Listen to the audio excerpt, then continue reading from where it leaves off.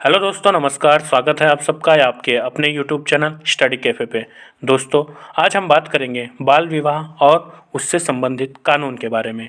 India में कौन कौन से कानून बनाए गए हैं बाल विवाह को रोकने के लिए और गवर्नमेंट द्वारा क्या अवेयरनेस चलाई जाती हैं, इन सब के बारे में आज हम जानेंगे पूरे डिटेल में।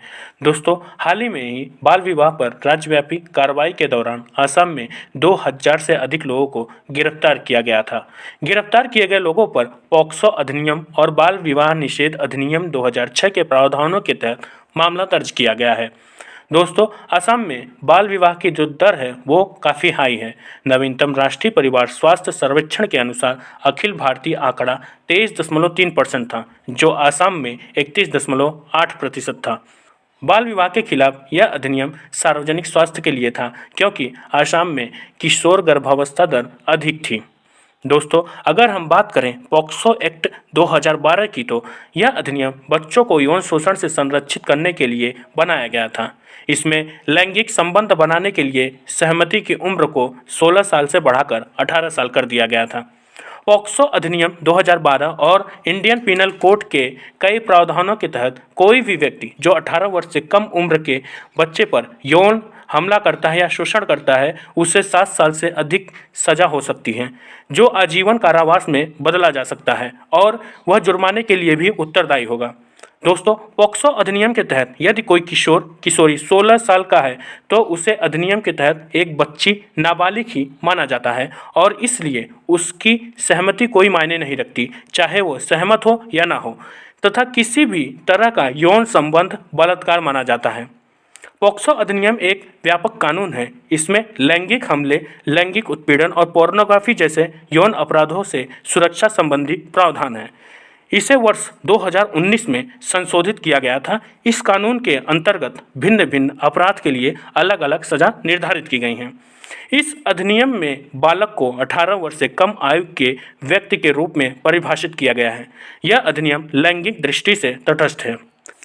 दोस्तों, राष्ट्रीय बाल अधिकार संरक्षण आयोग और राज्यों में इसके समकक्ष संस्थान इस कानून के क्रियान्वयन की निगरानी करता है। दोस्तों, prohibition of child marriage act 2006, जिसको बाल विवाह निषेध अधिनियम भी कहा जाता है, इस कानून के अनुसार बाल विवाह अवैध है, लेकिन शून्य नहीं है। बाल विवाह नाबालिग के विवेक पर शून्य हो सकता है यदि वह विवाह के अमान्य घोषित करने के लिए न्यायालय में याचिका दायर करता या करती है। अधिनियम लड़कियों के लिए न्यूनतम विवाह योग्य आयु 18 वर्ष जबकि पुरुषों के लिए 21 वर्ष निर्धारित करता है।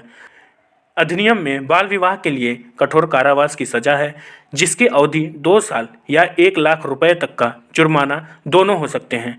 यह सजा ऐसे सभी व्यक्तियों के लिए है जो बाल विवाह करता है, संचालित करता है या निर्देशित करता है या बाल विवाह के लिए लोगों को उकसाता है।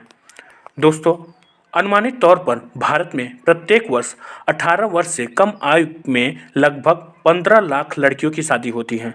वर्ष 2019-21 में 25 से 29 वर्ष की 60% से अधिक भारतीय महिलाओं ने अपने 21वें जन्मदिन से पहले शादी कर ली। पूर्वी राज्यों बिहार, पश्चिम बंगाल में हिस्सेदारी 40% से अधिक थी। परिणाम स्वरूप भारत में विश्व की सबसे अधिक बाल वधुओं की संख्या है, जो विश्व की कुल संख्या का तीसरा भाग है। 15 से 19 साल की आयु की लगभग 16% लड़कियां विवाहित हैं। राष्ट्रीय परिवार स्वास्थ्य सर्वेक्षण के आंकड़ों के अनुसार 18 से 29 वर्ष की आयु की लगभग 25% महिलाओं का विवाह 18 वर्ष की कानूनी योग्य आयु से पहले हो जाती है।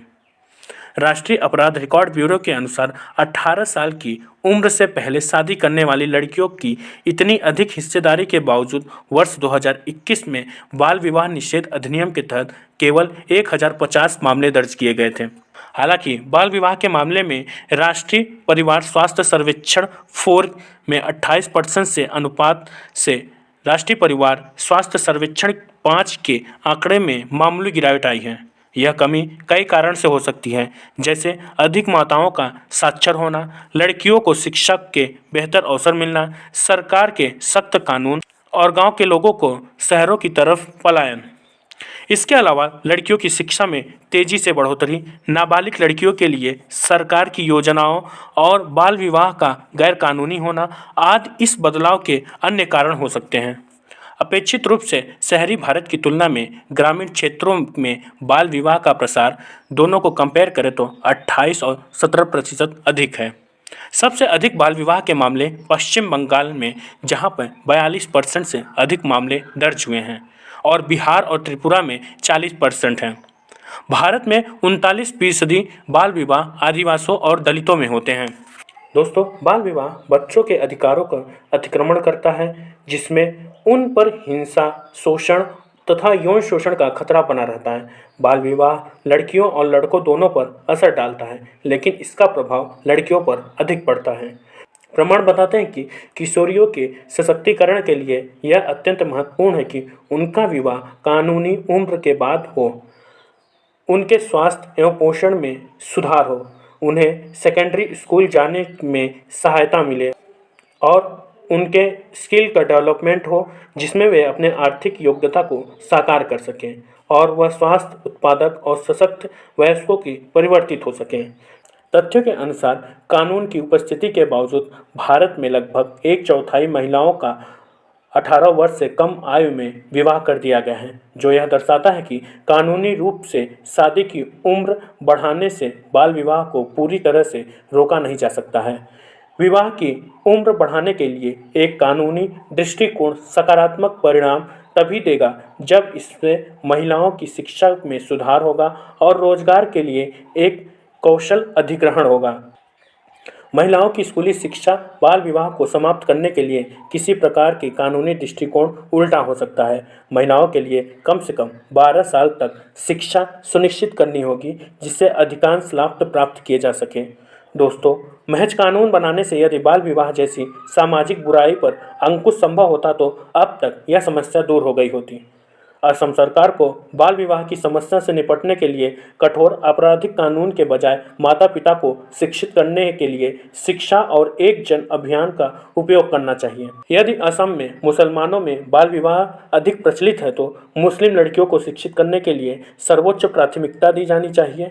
सरकार सामाजिक समस्या की जटिल प्रकृति को पहचाने, जिससे कोई आपराधिक कानून वास्तव में निपट नहीं सकता है।